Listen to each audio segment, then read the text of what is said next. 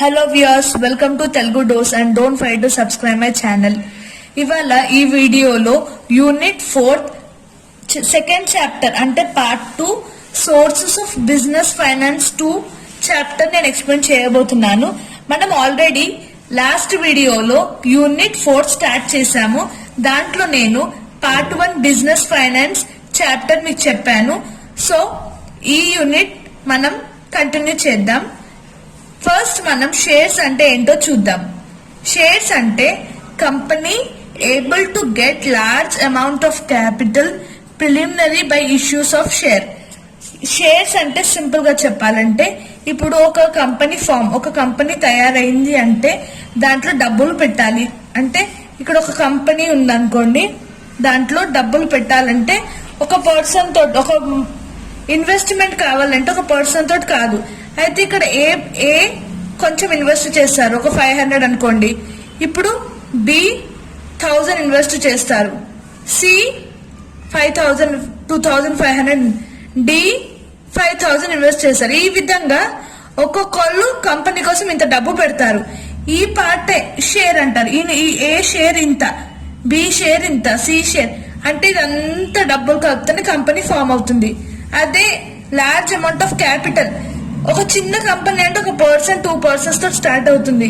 But ఒక large company కావాలంటే చాలా మంది దాంట్లో ఇన్వెస్ట్ చేయాల్సి ఉంటుంది. దాన్నే షేర్స్ అని అంటారు. Next types of shares. మనకు షేర్స్ లో 3 types ఉన్నాయి. అవి equity shares, preference shares and deferred shares. ఇప్పుడు నెక్స్ట్ మనం ఈక్విటీ షేర్, ప్రిఫరెన్స్ షేర్ ఏంటో మనం తెలుసుకుందాం. దానికన్నా ముందు డిబెంచర్స్ కూడా ఇంపార్టెంటే. డిబెంచర్స్ అంటే a company may not wish to possess more capital share. అంటే ఇది షేర్ అంటే వీళ్ళు డైరెక్ట్ ఓనర్స్ అయిపోతున్నారు. ఎందుకంటే వాళ్ళు కంపెనీలో ఇన్వెస్ట్ చేస్తున్నారు, కంపెనీ కోసం డబ్బు ఇస్తున్నారు.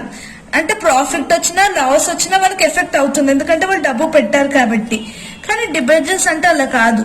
వీళ్ళు ఏం చేస్తారంటే వీళ్ళు ఒక డాక్యుమెంట్ తయారు చేసుకుంటారు కంపెనీ తోటి. ఏమని డబ్బు కంపెనీకి మనీ ఇస్తున్నారు. అంటే ఓనర్స్ లాగా కాదు, అప్పులాగా ఒక డెప్త్ లాగా మనీ ఇస్తున్నారు. దానికి ఇక్కడ కంపెనీ రిటర్న్ మనీ ఇంట్రెస్ట్ కూడా ఇస్తుంది. అంటే వీళ్ళు ఓనర్స్ కాదు, ఓన్లీ డెప్త్ అంటే అప్పు ఇచ్చే వాళ్ళే అంతే. ఒక డాక్యుమెంట్ చేసుకుంటారు లెండర్స్, దాన్నే డిబెంచర్స్ డాక్యుమెంట్ అని అంటారు. ఇది డిబెంచర్స్. వీళ్ళు ఓనర్స్ కాదు. ఒకవేళ ప్రాఫిట్ అండ్ లాస్ వచ్చినా వీళ్ళకి సంబంధం లేదు, ఎందుకంటే వీళ్ళు పే చేసిన అమౌంట్ కి ఇంట్రెస్ట్ తీసుకుంటారు. వీళ్ళు ఓనర్స్, వీళ్ళ ప్రాఫిట్ కంపెనీ గురించి వీళ్ళు ఆలోచిస్తారు. బట్ ఇక్కడ వీళ్ళు అప్పిస్తున్నారు, వాళ్ళని డిబెంచర్స్ అంటారు. That's it. ఇప్పుడు ఇంపార్టెంట్ ఆన్సర్ అయిన difference between equity shares and preference shares చూద్దాం. ఇది మీకు ఇంపార్టెంట్ ఎందుకన్నానంటే దీన్ని 5 marks క్వశ్చన్ లాగా అడుగుతారు కాబట్టి. ఇప్పటిదాకా నేను షేర్స్ లో చెప్పినట్టు మీకు షేర్స్ లో కొన్ని టైప్స్ ఉంటాయి. దాంట్లో ఈక్విటీ షేర్ ఒకటి, ప్రిఫరెన్స్ షేర్స్ ఒకటి. దాని డిఫరెన్సెస్ ఏంటో ఇప్పుడు మనం తెలుసుకుందాం. First equity share. Equity shares, preference shares. ఇక్కడ ఈక్విటీ షేర్స్ వాళ్ళు కంపల్సరీ షేర్స్ ఇష్యూ చేయాలి. Compulsory issue of shares are compulsory. Whereas in preference shares issue of shares are optional. అంటే చేయొచ్చు, చేయకపోవచ్చు, అది వాళ్ళ rule.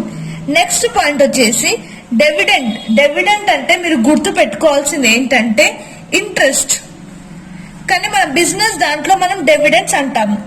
Dividends are paid after payment of dividends to preference. అంటే వీళ్ళకి pay చేసిన తర్వాతనే ఇంట్రెస్ట్ వీళ్ళకి పే చేస్తారు.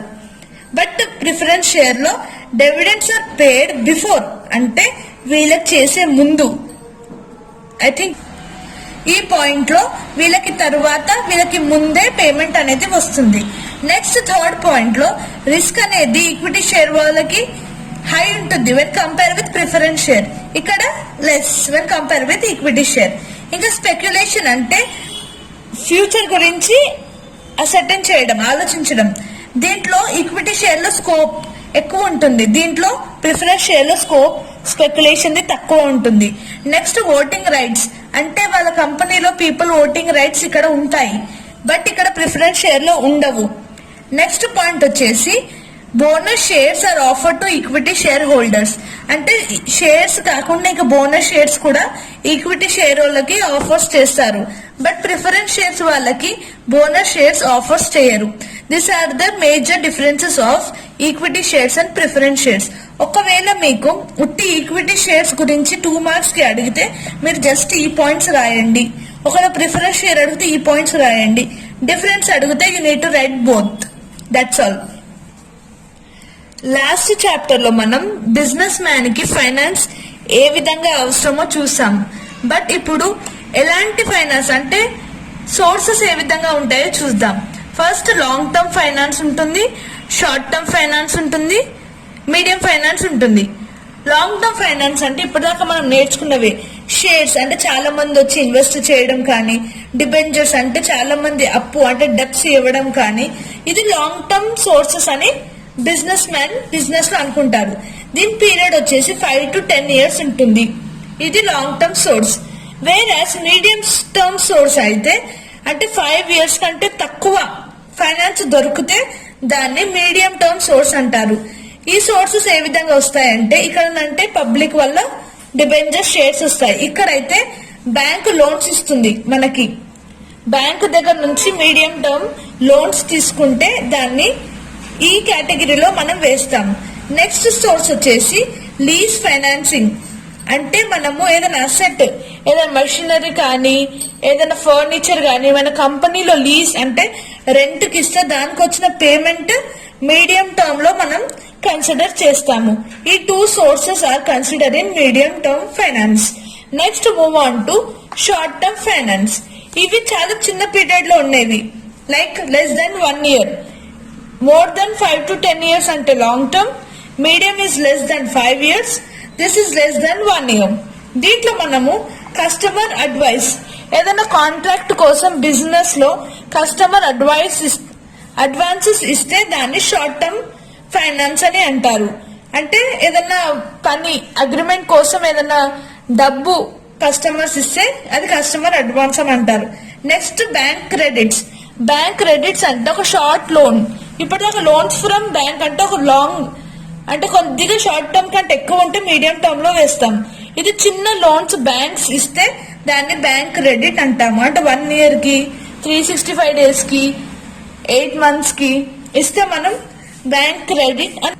14 days కి ఇలా బ్యాంక్ క్రెడిట్స్ ఇస్తుంది కంపెనీస్ కి. Next move on to instalment credits.